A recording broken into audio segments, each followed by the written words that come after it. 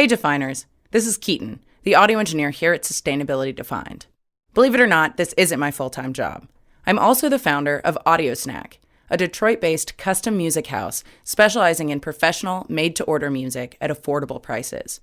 Audio Snack can't save the planet, but we can save your next project with amazing custom music. Learn more at audio-snack.com.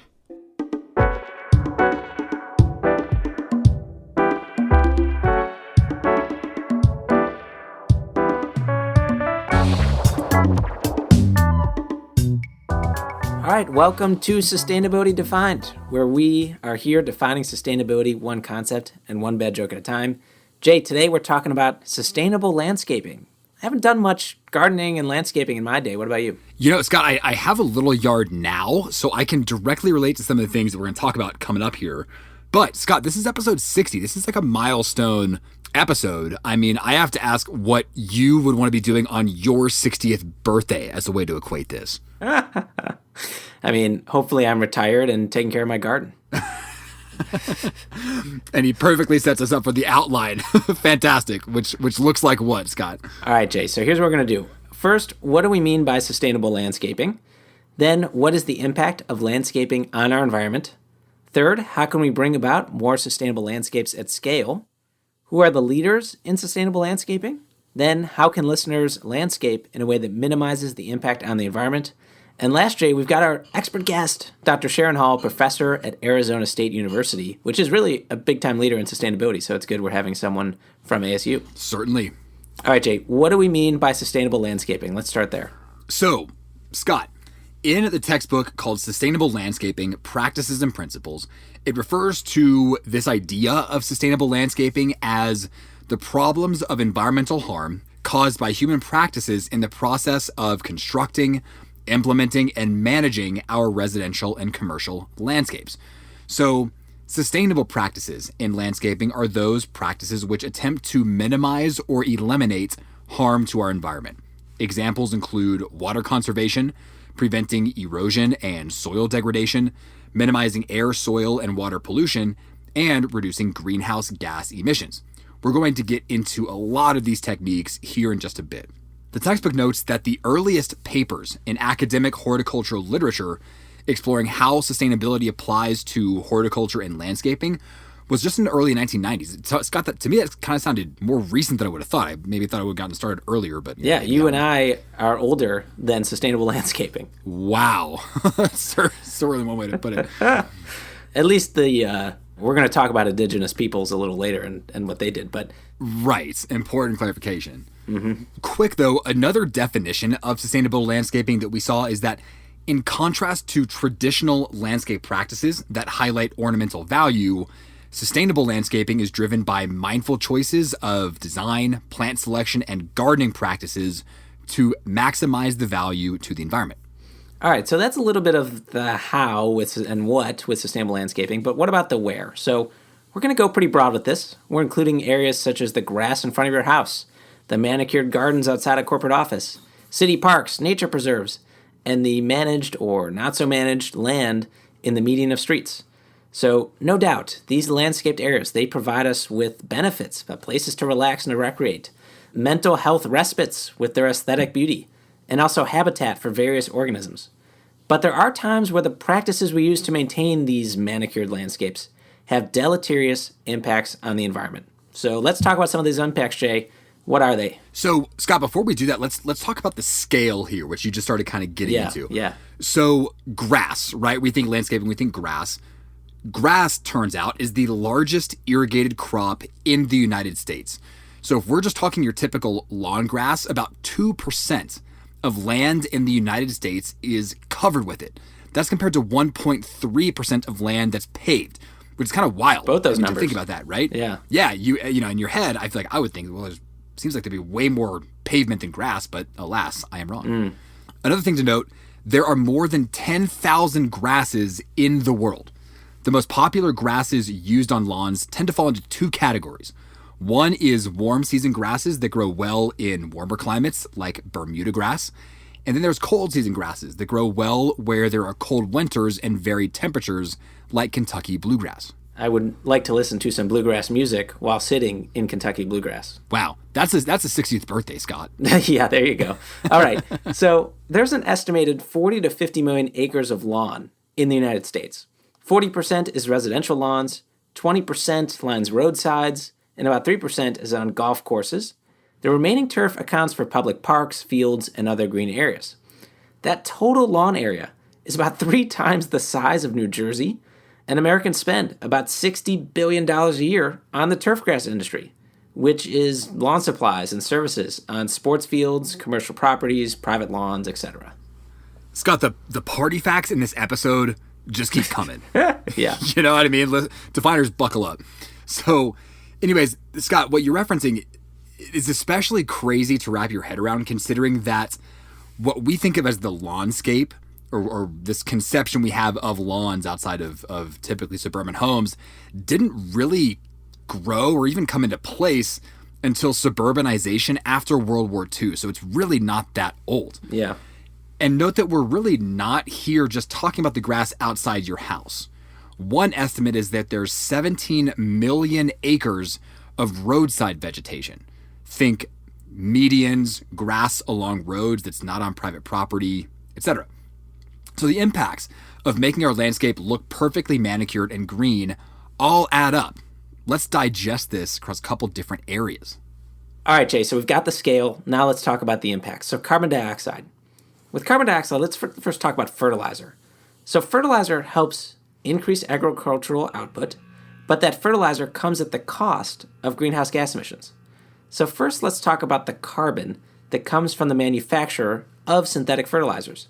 Synthetic fertilizers, they come from man-made inorganic compounds, typically from petroleum byproducts. Most fertilizers contain nitrogen, but to varying amounts, and this nitrogen provides essential nutrients for the plants that we desire. But for every ton of nitrogen made, that process results in 4 to 6 tons of carbon, typically ending up in the atmosphere. And so let's talk a little bit more about nitrogen. Most fertilizers provide more nitrogen than plants can take up, and soil microbes convert excess nitrogen into nitrous oxide gas, which has 300 times more heat trapping ability than carbon dioxide. Let that sink in. That's pretty heavy. To give even more context to this issue, it is estimated that Americans use 10 times more fertilizer on lawns per acre than they do on food crops, all to make your grass look green. And we're not farmers, you know? It's just sort of, put it here, put it there. Sure. Man, and if anyone else is like me, you know, I'm really strained to call myself any kind of gardener. And you probably think put more on there, you know, like this helps it grow, just put more. Right. And Scott, you know, we're talking about all this stuff. We really weren't surprised to learn that just fertilizer applications are estimated to represent about 1.5% of global greenhouse gas emissions. It's pretty substantial. Yeah. And looking specifically at residential lawns and looking more generally than the fertilizer we've been talking about, the total CO2 emissions from lawns in the United States is about 25 million tons annually. That's the equivalent of about 5 million passenger vehicles driven for 1 year. Now, the 25 million tons, not as much as commercial aviation globally at 860 million tons annually, but that 25 million tons just in the US is still a significant source of emissions. Now, there is some uptake of CO2 taking place with your standard grass lawn. A 2018 research paper estimated that lawn grasses in the U.S. metropolitan area account for 50% of the carbon captured in the entire city. But this carbon storage in lawns, it's often outweighed by the emissions from maintaining such a lawn. Okay, so we're talking the impacts of landscaping on our environment. First, we just touched on carbon dioxide. Now let's talk about air quality. One estimate we found is that garden equipment produces about 5% of urban air pollution. A University of Florida researcher estimated that one gas mower produces more air pollution than 43 cars driving 12,000 miles each. In other words, hour for hour, gas-powered lawnmowers produce 11 times as much pollution as a new car, which is just insane. This is a pretty big deal considering 54 million Americans mow their lawn weekly. here's some more crazy stats. Definers, grab your pens. Here's just all your party facts in one episode. It's all online, though, Jay. They don't have to grab their pens. They can go to our website. It's all hyperlinked, nice and easy for you. Mwah. Sustainabilitydefined.com. Well played, Scott. There you go. So, right, back to some more crazy stats. Gas-powered lawn equipment produces as much as 1/10 of the smog-forming pollutants as all mobile sources around a city. Think cars, planes, etc. And one more, Americans use 800 billion gallons of gasoline every year just on lawn maintenance activities. Wow. And that's just what's used, Jay. There are 17 million gallons each year spilled when refilling lawnmowers. And that amount spilled each year, that's more than the oil spilled in the Exxon Valdez spill in 1989. That one is just kind of hits you. Just a waste, so wasteful. Oh my God. It's incredible. And then leaf blowers, they're particularly bad.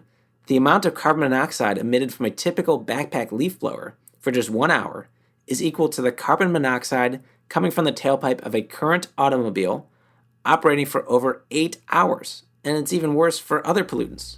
So we're saying, Scott, just real quickly, just to like let this one sink in too, one after another, leaf blowers are 8 times more polluting from a carbon monoxide perspective than a car. Is that right? Yeah, and that's why, when I run around the city, I avoid people using leaf blowers.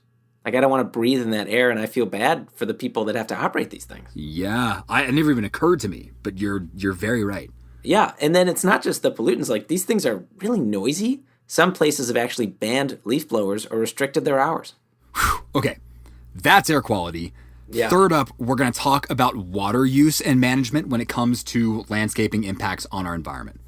So, every square foot of turf grass requires 28 gallons of water per year in coastal areas and 37 gallons in more arid areas. Looking at the aggregate, in dry areas of the U.S., 3/4 of annual household water use is for lawns. More generally, on the East Coast, lawn irrigation is about 30% of water use, and it's about 60% on the West Coast. And these are all averages, right, Jay, and estimates. So, we know that with different grasses, different numbers, maybe different parts of the East Coast are better than others, but, we're just trying to give people a sense here, right? Yeah, and Scott, moral of the story here is that it adds up to a ton of water use. An article from the Natural Resources Defense Council says 9 billion gallons of water a day, or nearly 3 trillion gallons of water over a year, go straight into our lawns. A Freakonomics podcast episode titled, quote, "How Stupid is Our Obsession with Lawns?" cites an even larger number, 20 trillion gallons of water used in our lawns. It's just insane considering that we use 30 trillion gallons of water a year just to irrigate crops. So that's 2/3 of that amount just going straight into our grass.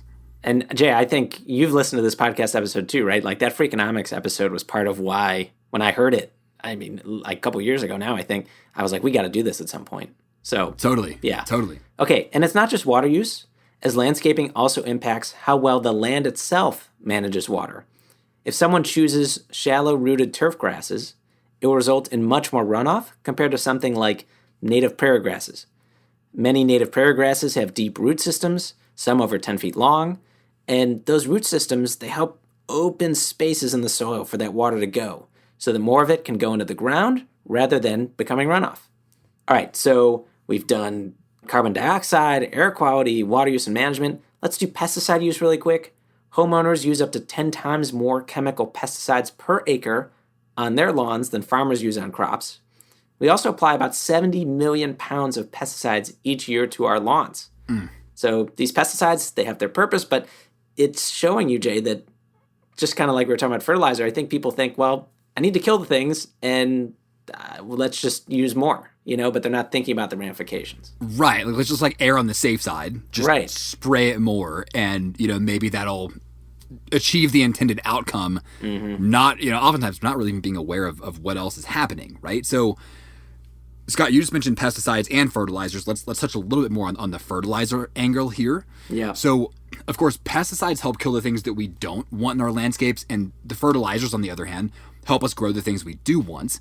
We talked a bit about the connection of fertilizers to carbon and nitrogen just a few minutes ago, but now let's talk about fertilizers in the context of the excess nutrients they can create.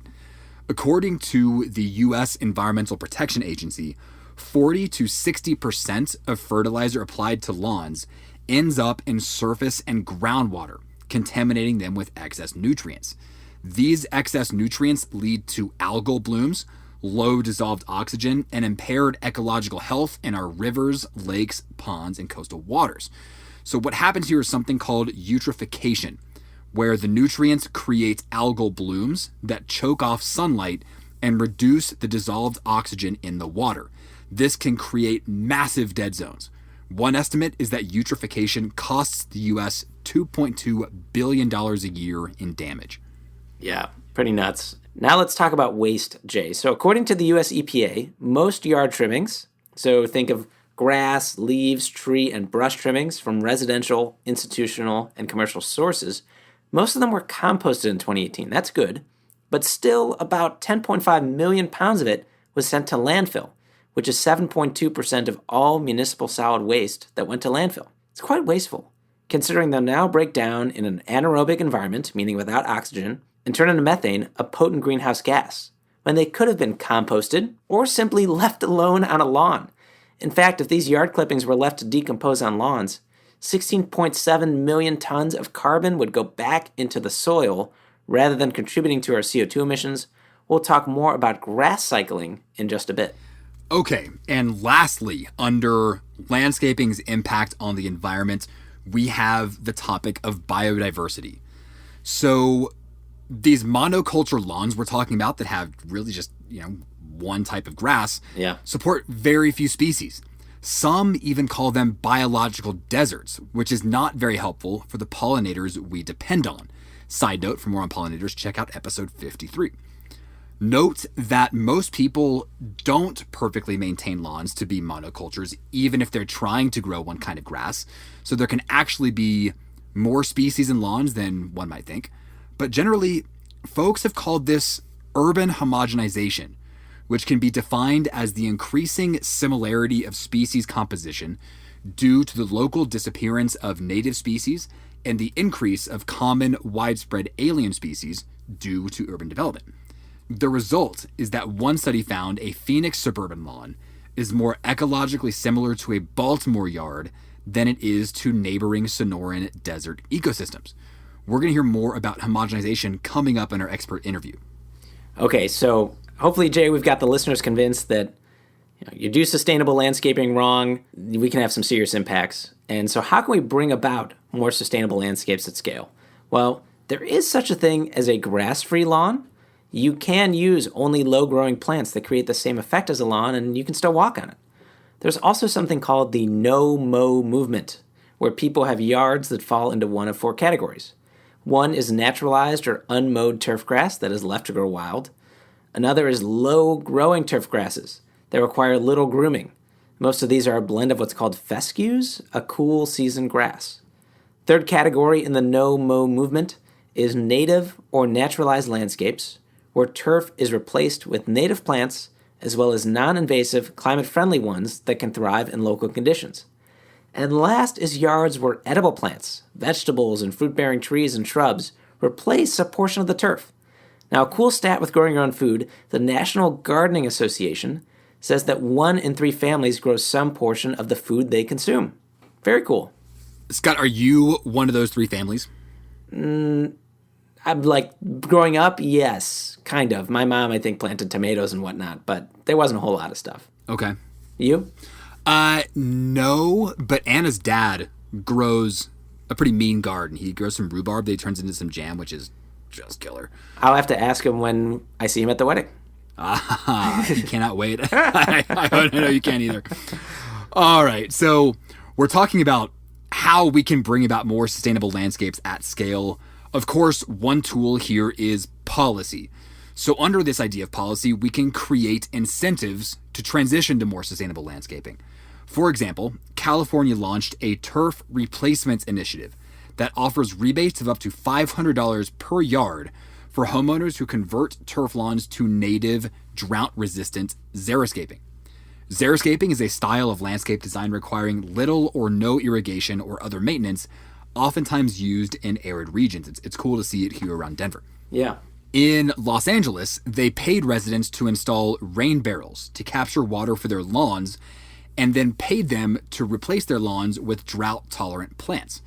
In 2016, LA's mayor was reporting that in just a couple years, the city had reduced its water usage by 19%, quote, without having to fine anybody, without having to crack down with the water police, but by inspiring people through public education and rebates, giving them free cisterns, changing out their toilets, all those sorts of things, end quote. You know, I think the water police have some pretty deadly water guns. They sound pretty intimidating with their super soakers, don't they? Yeah, exactly. So another thing that policy can do is not fine people for letting them grow their yard wild. There was a 99% Invisible podcast called Law and Order. Get it, everybody? Law and Order? Dun dun. Okay, very nice. That told stories of people being apprehended and put in jail for brown lawns. Now, most people get a fine, but some people went to jail. They talked about it. And now, an Ohio law allows local governments to control any vegetation that they deem a nuisance on private property. They just have to give a 7-day warning to the property owners. Now, what's interesting is that Ohio law doesn't really define what a nuisance is. That effectively gives local leaders the power to remove whatever grass or plants offend them. It may take some pushing from local residents to get a change in their local laws. Montgomery County, Maryland, for example, amended its nuisance laws to allow for naturalized lawns after locals made the case that their wild gardens improved air and soil quality and reduced stormwater runoff. Of course, we can also let people grow food in their lawns to create an edible landscape.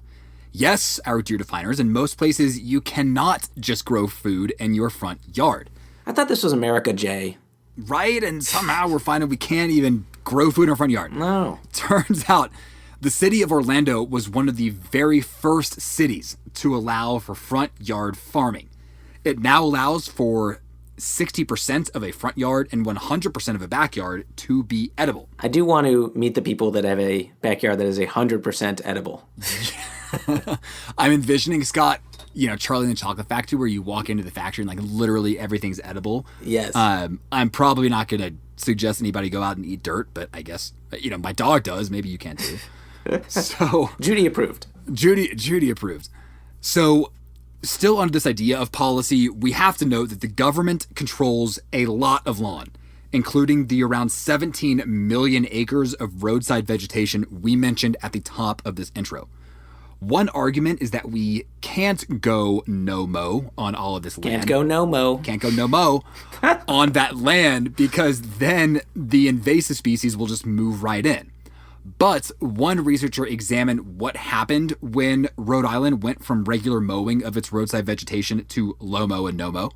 The researchers found no significant difference in the level of invasive species between the low-mo and no-mo areas, as well as in a nearby young forest. God, I just love saying no-mo. For show, Jay. For show. Oh, we're so not cool. Okay, who are the leaders, Jay, in sustainable landscaping? Well, there's the Ecological Landscape Alliance. It started in 1992. The Ecological Landscape Alliance is a membership organization that advocates for ecological landscape practices through education, collaboration, and outreach. They host events, including webinars and conferences. They also have an eco-directory on their website with lots of great resources. Fleet Farming, the nonprofit urban agriculture program of Ideas for Us, pioneered the idea of turning your front yard into productive farmland. It operates in Orlando, given the legal flexibility mentioned a bit ago, and it started in 2014. And to date, its impact is 114,500 square feet of lawns converted, 7,710 pounds of produce harvested, and 5,140 happy locals fed. You've also got Resource Central here in Boulder, Colorado, which sells a, quote, garden-in-a-box xeriscape and native plant boxes designed for Colorado yards. These gardens in a box use a plant by number plan, just like the paint by number coloring books you may have encountered as a child in the 90s, to make it very accessible to the average person who isn't an expert in landscape design, but wants to replace some of their turf grass with pollinator and or water-friendly plants. The result is less watering and mowing while getting a beautiful yard that is also pollinator friendly. There are also sustainable landscaping design firms out there. Just a few that we found include April Phillips Design Works, HGA, and Owen, Dell and Associates. And we also want to note that indigenous peoples are leaders in sustainable landscaping. Prior to Europeans arriving in America, indigenous peoples lived in harmony with nature, managing it largely for hunting and fishing, but in a way that did not degrade it. Globally, indigenous peoples actually still manage many landscapes. A recent study in Nature Sustainability found that indigenous peoples manage or have tenure rights on at least about 38 million square kilometers in 87 countries or politically distinct areas on all inhabited continents. This represents over a quarter of the world's land surface and intersects about 40% of all terrestrial protected areas and ecologically intact landscapes. Think about boreal and tropical primary forests, savannas, and marshes. All right, Scott, we have run through a ton of information, but let's boil it down here and ask how definers can landscape in a way that minimizes the impact on their environment. So first, let's talk about personal gardens. One step is simply taking stock of what's already there. Perhaps there are some plants that require too many inputs, like water and fertilizer. It may be best to transition away from those. You should also observe if you have water issues, perhaps standing water after a rain or erosion. After that analysis, you can then take small steps to make your garden more sustainable, like building a rain garden to deal with water runoff, or choosing plants that are less prone to major insect or disease problems. You can also then consider if perhaps you are over-treating your lawn like we've been referencing in this episode. Second, of course, you can plant native species and avoid problem plants. Consult your state native plant society and the Audubon's native plant database for planting recommendations. We're linking to both of those in our show notes.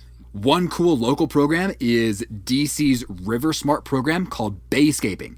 It encourages residents to replace grass with plants native to the Chesapeake Bay watershed. I love it. Another thing is reducing grass area. So the grass in your lawn could serve an important purpose for you and your family, and that's fine. But if you want to keep your green grass lawn, you might want to consider if you could have a smaller one that still meets your needs.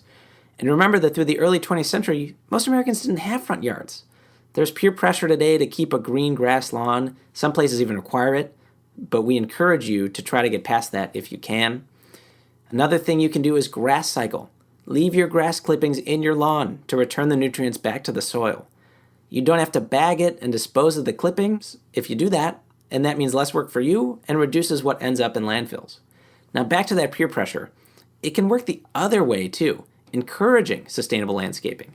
So the city of Alberta started a grass cycling campaign. Results weren't what they wanted, so then they started using social influence to turbocharge the initiative.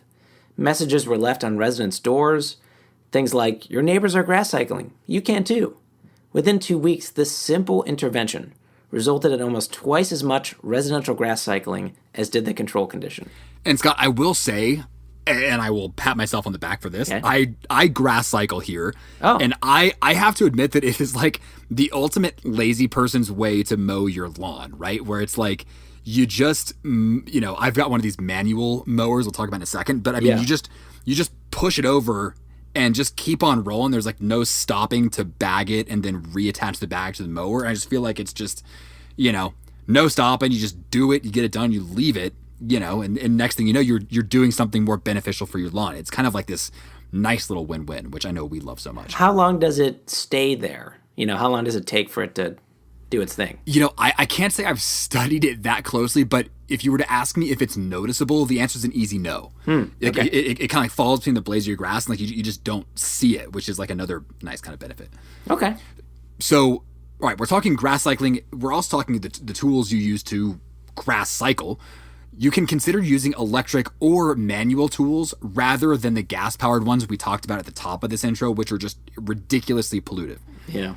We linked to our intro notes to a video from a Florida local news station profiling electric ride-on mowers, which just sound fun, and other landscaping equipment that SunTech zero-emission lawn care uses, and actually powers with solar panels on its van, which I love. They save on maintenance cost and there's no noise. And definers, if you're going to mow right. Cut your grass to 3 to 4 inches, because as it turns out, taller grass is healthier and its shade is actually inhospitable to weeds. But of course, we will note that with weeds, it is okay to embrace diversity, as some flowering weeds are actually helpful to pollinators. You can also use the mower's mulching mode, which will cut the grass into fine clippings and then deposit them back into the soil. Then, of course, there's the influence you can have over the management of other landscapes outside of your own. So we already talked about how the government manages a lot of land. You can phone up your representatives and tell them that you want them to take sustainable landscaping oh so seriously. Right, and in addition to your representatives, talk to the businesses you patron. For example, you may be one of the 24 million Americans that plays golf. There are 2 million acres of golf courses just in the United States. These golf courses can degrade natural areas, withdraw large amounts of water for irrigation, and pollute groundwater or surface water with the use of pesticides and fertilizers. However, they can also provide much-needed wildlife sanctuaries, filter stormwater runoff, and support plants and wildlife native to the area. Tell your golf course that you want them to follow the Golf Course Environmental Best Management Practices that the Golf Course Superintendents Association of America, because of course that exists, just completed for all 50 states. And tell them you want them to consider joining the Audubon Cooperative Sanctuary Program for Golf. That's a hole-in-one, Jay. Oh my God, Scott. I was literally just thinking the same thing. Mm-hmm. Didn't Happy Gilmore come out about 25 years ago today? Was that, I think we just passed that milestone in American culture. Wow. That is something to celebrate. It is, truly. Okay. Listeners, we have made it through the introduction. We are now going to begin our transition over to our expert guest. Our expert guest on this episode is Dr. Sharon J. Hall. She is an ecosystem ecologist and associate professor at the School of Life Sciences at Arizona State University. She is also special advisor to the Director for Justice, Equity, Diversity, and Inclusion. Her research focuses on ecosystem ecology and the ways that human activity interacts with the environment. Many of her papers explore the residential landscape specifically. Let's hear what she has to share.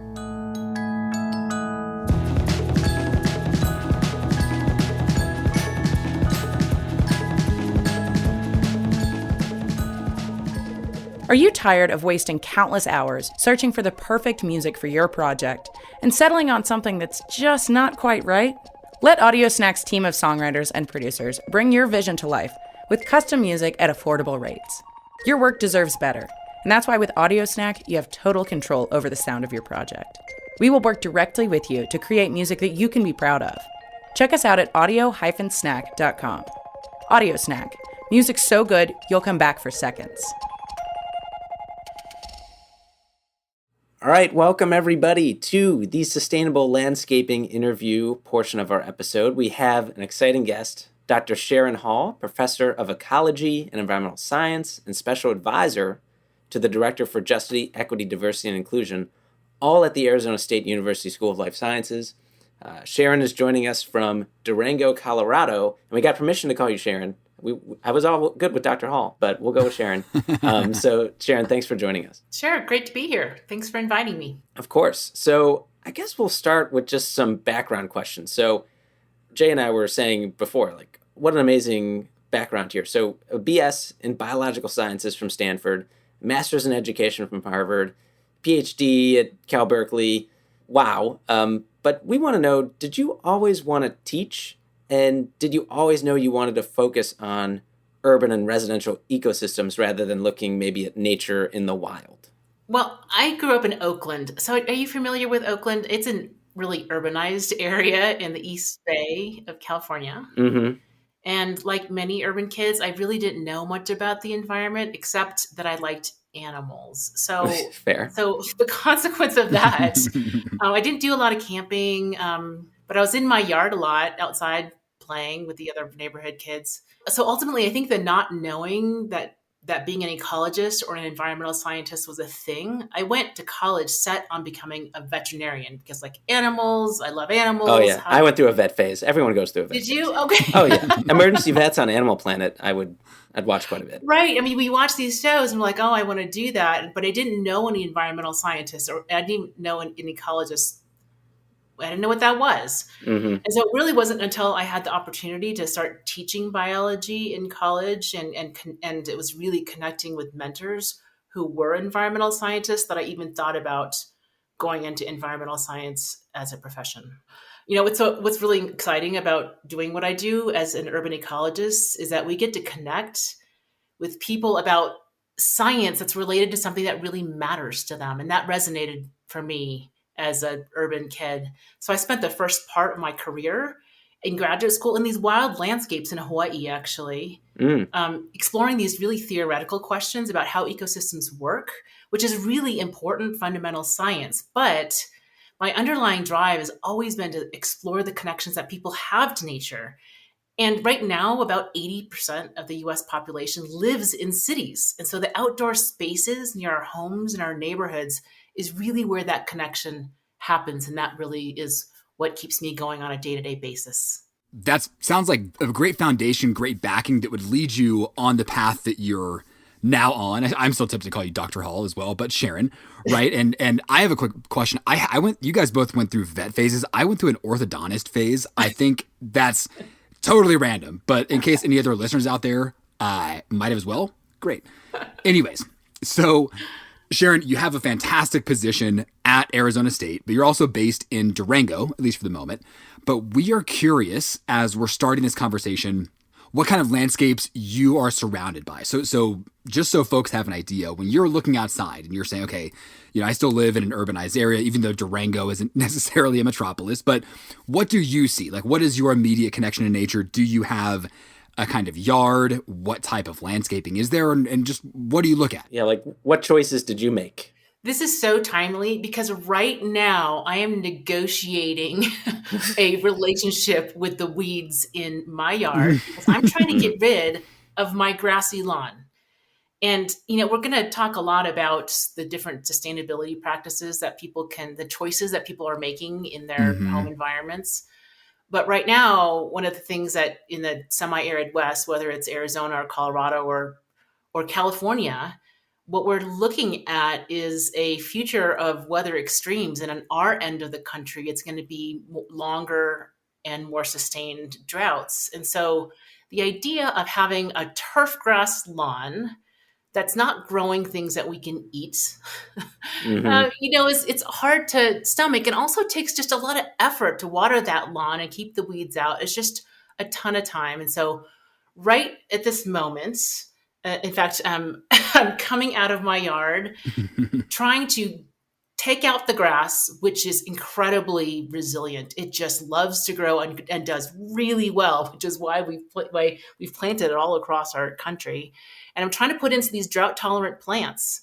And what's happening is I took out the lawn, putting in the drought-tolerant plants that are low water use, hopefully much more lower maintenance. And what's growing up in between, it's all of the other weeds that actually are the lawn itself had been preventing, so bindweed and other things. And so I'm sitting there looking at this yard thinking, why do I have this desire to take out all the weeds and make it this clean, pristine, manicured landscape? Like, who am I doing this for? Am I doing it for me? Am I doing it for my new baby plants that I just put in? Or am I doing it for my neighbors?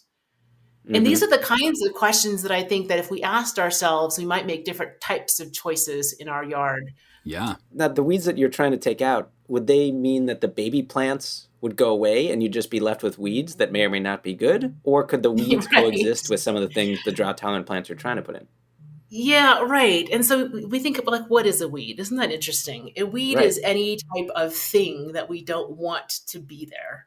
And so, you think about non-native plant species oftentimes are, because they either don't have enemies or they don't have natural predators, that they oftentimes are very prolific in the way that they grow. They do really well, and they're adapted to grow fast and broad and wide. And so I'm trying to grow these native slow growing plants. And if there's a fast growing plant in there, it's going to take over that space. And so, yeah, that's something that I think about is, do I want this other plant competing with the plant that I put in? And ultimately, I think the question that I'm asking myself is, what do I want my yard to do?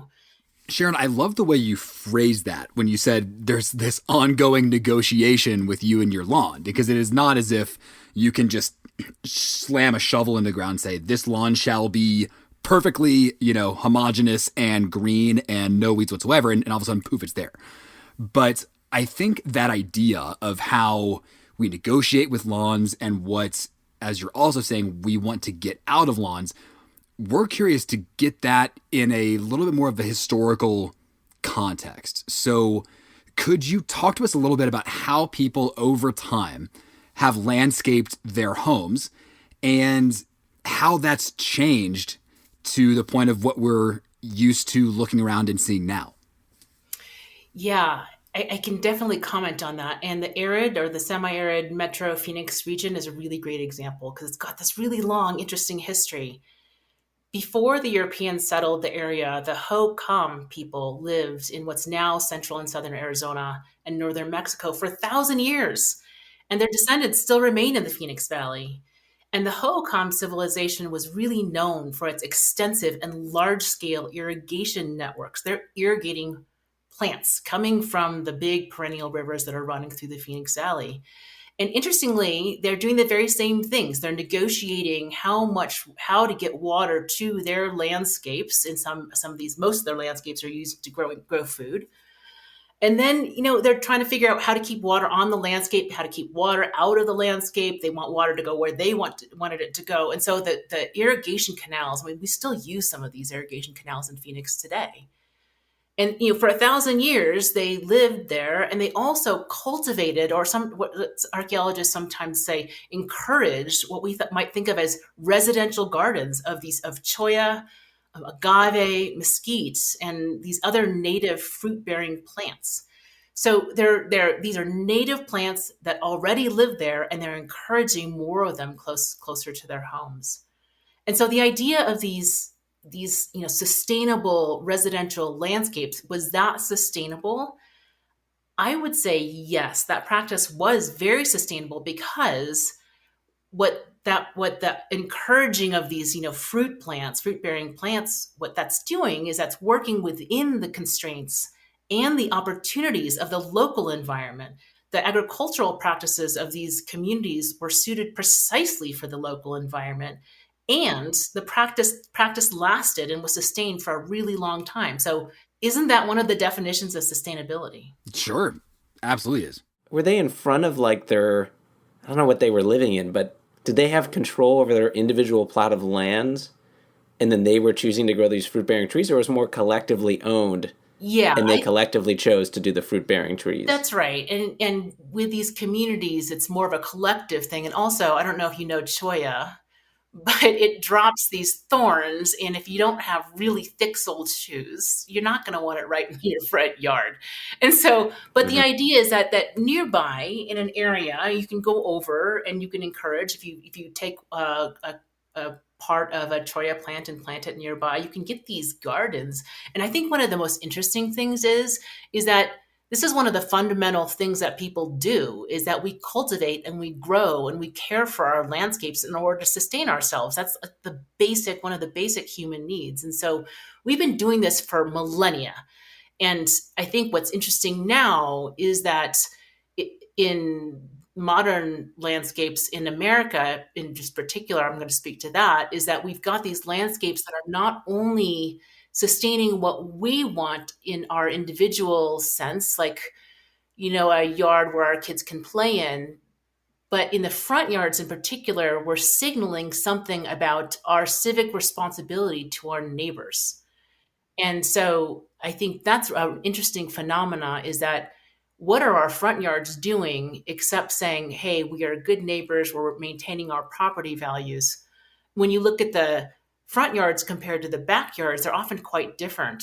There's lots of research from some of my colleagues in Phoenix and Dexter Locke and other colleagues who are showing that the backyards are kind of these, dreamscapes, these wild places where you can have your grill and have your beautiful garden, or have weeds, or plant a pollinator landscape. But in the front yard, you might have a very well-maintained, manicured lawn. Sometimes because it's mandated by your homeowners association, but sometimes it's just because that's what everyone else is doing. Yeah, we talked a bit about this in the intro, right? This social pressure to have the kind of front lawn you're talking about. And one of the words that we've seen pop up in reviewing some of the papers you've written is homogenization. So can you talk just a bit about the homogenization of urban yards? And maybe it's more front yards, given what you just mentioned. When did that start? What are the ramifications of this homogenization? And do you see or do you hope that this will change in the future?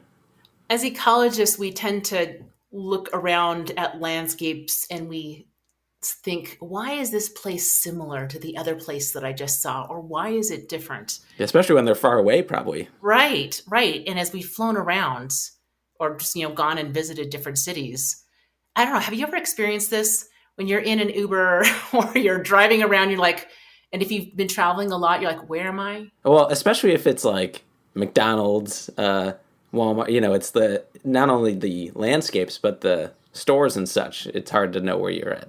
I think Suburbia is the culprit in many aspects there. Yeah, that's right. And you think, okay, it's home after home after home, and there's sidewalks and lawns, and sometimes sometimes you can tell by the architecture where you are, but sometimes no. And so we started to ask this question: are cities and are the residential portion of cities, are they similar everywhere?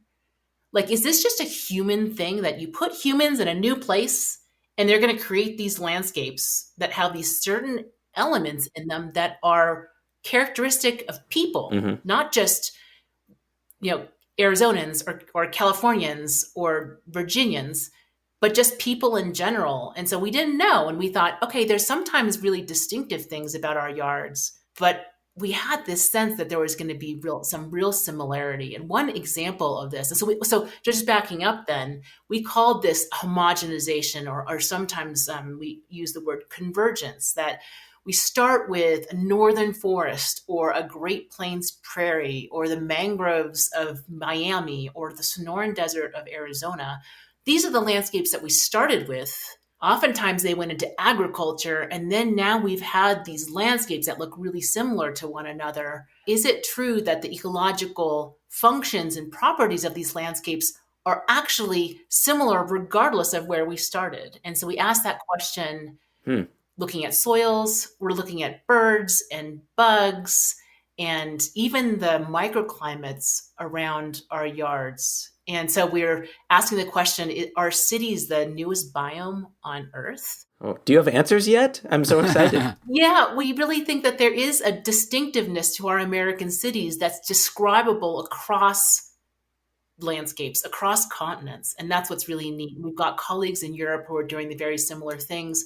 We've got colleagues in the global South who are looking at this too. And you wander around parts of Latin America and even in South Africa, and you're seeing these individual plots of land with a house and a fruit tree garden in front, and then a little patch of green here. And you're like, oh my gosh, this is a, African savanna that's transforming into a landscape that looks really similar to what we've got in North America. And that's what's so interesting to us, is that it's something that's characteristics of people. And again, I don't think it's just modern people. I think that it's people of all kinds that are aiming to bring things that give them joy closer to their home and keep things that they don't want, like maybe snakes or pests or mosquitoes, away from their home. And so I know it sounds like when we talk about it like that, it's like, this is just like a no-brainer. But then when you see it playing out across the planet, then you realize, oh my gosh, this is a thing. This is an emergent property of a zillion individual decisions that happens to converge on something very similar to one another. And so, Sharon, I have also heard the term homogenization used in reference to, our yards, call it, if it's just one species of grass that on a micro level, you're completely homogenizing that yard, right? That you're looking at it without any kind of ecological diversity or biodiversity rather. And I'm wondering, as you're talking about all these different areas, you're seeing these kind of maybe similar landscaping traits pop up. To what degree has this whole idea of the white picket fence plus perfectly manicured, homogeneous green, turf grass lawn influencing development around the world? I mean, is that like this standard that has become recently adopted that now is kind of this assumed status quo that must be met? Or do you think that as you're traveling and seeing these different areas, there are still a variety of different approaches, negotiations even, that people in different parts of the world are having with the landscapes that surround their homes? Yeah, this idea of this hyper green, weed-free lawn with a white picket fence, I mean, we'd have that in our minds. But when you take a deeper look at this, what's really incredible is what is sustained and maintained in what you think seems to be a homogeneous, pesticided, fertilized, weed-free yard. You take a look at the species diversity within a lawn, and one of my graduate students, Megan Wheeler, did this work. And there are a lot of native species that are still inside that green lawn. There are a few that are just pure ryegrass, and it's just, it looks like a golf course. But that's relatively rare. We study this in experimental areas, at universities, experimental gardens, and we look and we say, okay, this is how to grow this type of yard, and here's how to grow this type of golf course. But people are not doing all the things that lawn needs, and they're not doing it all the time. And so, when you look in Phoenix yards, for example, and there are a surprising amount of native plants they're still growing in people's lawns, even though it's not the desert. These are these desert annuals that have their little seeds in there. And so I think this idea that of a hyper green, weed-free yard that's out there as an iconic image, but I think in reality, when you see it, it's a lot more diverse and more unique. And that actually gives me a lot of hope, right? Is that people are bringing their own personalities, they're bringing their own ideas to their yard and creating what they think is going to be perfect for their family or for their lifestyle. If they want it to be really maintenance free, then they're going to, do other types of things. They won't have really high maintenance types of plants. I almost think that that's encouraging to hear you say, because oftentimes in my mind, perhaps others as well, it's like, okay, well, holy cow, if all of these people are following, the same stereotypically suburban development patterns and just stamping these lawns onto their properties that might not be anything close to native, it sounds like you're saying that, well, maybe there is that, but there's actually a little bit more regional diversity in there that is not equating to some universal standard of a lawn that must be met. Is that right? That is exactly right. We came in with that hypothesis. We said, look, we think that it's going to be this rubber stamp, or the stamp of the same landscape that was going in everywhere. And that's right. That's just not true. There's a lot of native biodiversity that's maintained. What's really interesting also is like just going back to a city I know really well, the Phoenix metropolitan area.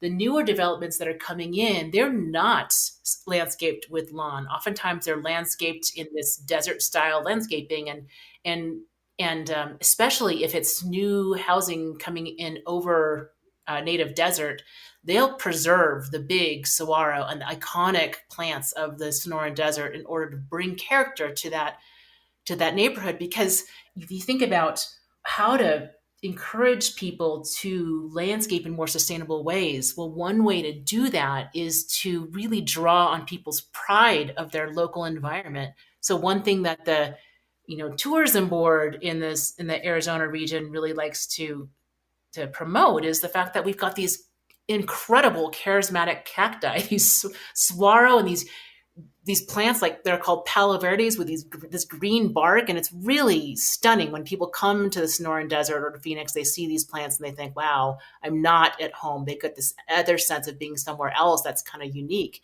And so there's this a really nice sense to try and preserve the natural heritage of your place, and it brings some value to your home to have those landscapes. And so as developers going into desert, oftentimes they're taking out these big iconic plants and saving them and putting back in those landscapes. So the idea of turfgrass lawns going in across the desert, that used to be a thing when we didn't have as much of a sense of our growing drought and water crisis. But as we are realizing this more, there's more encouragement to put in desert style landscaping that is going to be relatively low maintenance and also going to be beautiful. Wonderful. So that was really helpful. We're going to pull back, though, from having gotten so in the weeds. Thank you. Perfect. Nice. Sharon, this is where you're required to laugh. Thank you. Thank you. So, because Sharon, we do know you also have another incredibly important title at ASU. So at ASU, as a quick refresher, their School of Life Sciences, you are special advisor to the director for justice, equity, diversity, and inclusion. So I know we've got some more specific questions here, but I'd like to just start off with a broad question for you, asking, are there justice, equity, diversity, and inclusion angles of sustainable landscaping that are important for us and our listeners to keep in mind? I think there really are, because you look across communities, and right now, higher income areas tend to look really different than lower income areas when it comes to the landscaping. And oftentimes, what we see is that higher income neighborhoods tend to have more trees, more green, closer access to parks, bigger parks with more recreation opportunities. Okay, so we see this pattern that lower income neighborhoods tend to have fewer trees. And oftentimes we think more trees has all these benefits: shade, beauty, biodiversity. And so some communities will say, let's just plant trees into these lower income areas. But the big mistake is if you go into a lower income area and say, we're going to plant these trees, and don't you love them? And it's like, well, wait a minute, you didn't ask us what we wanted. Right. And so I think the issue here is that it's important to get people who actually live in these neighborhoods to be at the table to say, what do we want from urban nature? And not everyone wants coyotes in their neighborhood, for example. Some people do. Some people love looking at native wildlife, but there's other people who have different perspectives on the wildlife that might be in that area. And it's really unwise to assume that what you think as a scientist or a decision maker or a white person, anybody, or a higher income person, is going to be what other people want. I think it's a little bit of hubris to ask to think about it that way. Sure. So I think that when you think about urban nature more broadly, there are equity issues. We need to stop and think, what do the communities want? And if the communities can help prepare those landscapes and participate in that process, I think we'll get a much more equitable outcome. And I think that's a fantastic answer. And you've kind of already answered my next one, but I'm curious if there's anything else in addition to having all of these groups at the table. The question being, how do we do a better job of reaching more diverse audiences, outside of certain income brackets, education levels, about this idea of sustainable landscaping? So, of course, getting everyone involved at the table for the conversation is of course a critical one. Are there any others that come to mind that we might be able to discuss here? I think that a sustainable yard and the choices that we make in them, that assumes that you own your property and that you have the time and luxury to make decisions about it. And I think that is not often the case.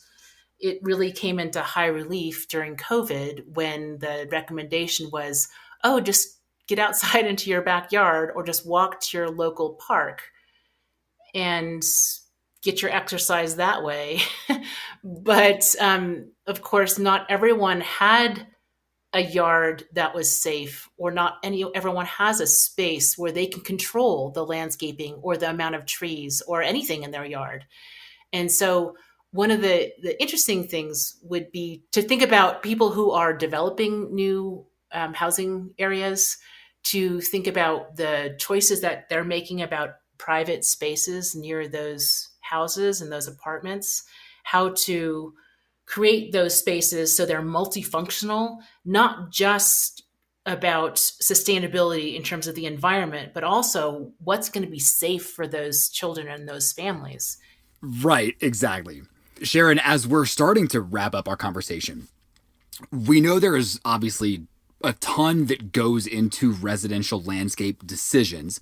And of course, different things make sense for different people in different locations. But broadly speaking, to our definers, here in the US and in other parts of the world, is there a top change that you can recommend to people that they consider to make their yards a little more sustainable? I think overall, choosing plants that are suited to the local environment is key, and try to choose plants that are native. Now, a lot of people, it's hard to know what native means, and that's also a really charged word. If you think about the plants that have grown in this area for a long period of time, those are oftentimes the ones that are going to need the least maintenance. So I think in terms of a top choice, when you're going to the nursery, if you are going to the nursery, try to talk to your person there about what plants are native and what need less maintenance and low water. It's just easier that way. And also there's the added benefit that they'll probably attract some native pollinators too. So there's just a bunch of things that come with native plants that make it a really nice choice.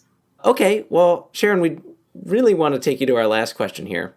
And let's pretend that we're all at a party. We've went over to a friend's house where they have wonderful native, low maintenance, low water plants, and we're drinking, I don't know, grass shots. Is that a thing? Isn't that a thing, Jay? Wheatgrass shots. Oh yeah. Okay, cool.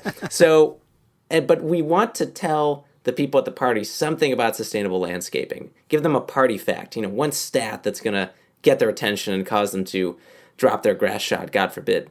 So what is that party fact about sustainable landscaping that our listeners could use? One fact I think that gives me some hope, and because I'm a cup half full person, I think about the positive aspects. I look at some place that has been labeled the most unsustainable city in the country, right? Phoenix. In the 1990s, about 60% of our water use in Phoenix was used on outdoor landscaping. But now in 2014, 2015, and 2020, people are using about 30% less water than the average resident back in those days. And a lot of that's because they're using water-wise landscaping instead of turf grass lawn. Excellent. Thank you, Sharon, for sharing that fact about the city of Phoenix. Kudos to them for reducing their water use. And thank you for providing all these insights, a lot of things for us to think about as we look at sustainable landscapes in our community and as we travel and as we think about our own choices in our yards. So thank you, Sharon, and we'll keep apprised of your future work and share that with the listeners. Thanks, Scott and Jay. It's been a pleasure.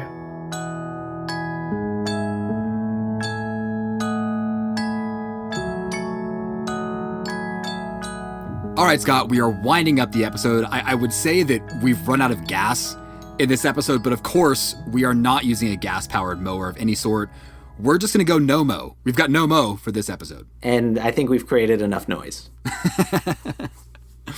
All right, well, of course, we'd like to thank our usual host of folks. We'd like to thank Square Peg Round Hole and Potions for the music we use in our episodes. We'd like to thank Keaton Butler for editing this piece of audio into the beautiful product that it is. We'd like to thank Matt Aarons for helping us out across our social channels.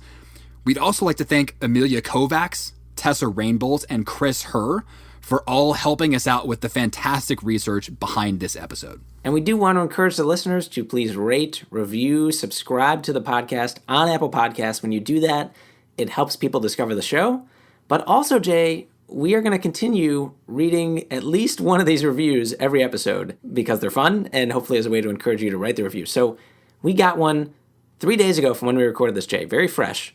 And it's from Isabel.Eris! Isabel, I think if she titles it, I'm such a fan. Wow! All right, this is great. So her review is, Jay and Scott really do incredible things through this podcast, especially making me laugh out loud in the middle of anywhere with these bad jokes. Not only can you visualize and admire the structure of information being relayed, but you get inspired to want to just apply to jobs in every field that this podcast has covered. Whether you're a sustainability geek, like everyone should be for the sake of Mama Earth, wanted to hear some thought-provoking conversations, or honestly, if you have no idea about the environment, this podcast really is the one. I think installing solar panel powered speakers by every major city's urban garden in the U.S. with a side of New Belgium sustainable beers so people can ride their electric bikes and listen to every possible episode of SD is the next step, because everyone should get informed. These two podcast studs. Forget just being a human in the world. Be a definer for a better world. Oh, man. Isabel Aris. You should not have. Oh, wow. I think, Scott, I hate to rank reviews, but, like, I think this is my favorite one. So well written and, like just making references to episodes. Like, oh, man. Oh, we need to meet Isabel. I don't know how. Isabel, you need to email us so we can just say thanks. This is great. Email us. Hosts, HOSTS, at sustainabilitydefined.com. We want feedback from every listener, but also Isabel, email us. We want to hear from you. All right, Jay, I think that about does it. You all stay sustainable out there. I'm Scott Breen. And I'm Jay Siegel. We will see you next time.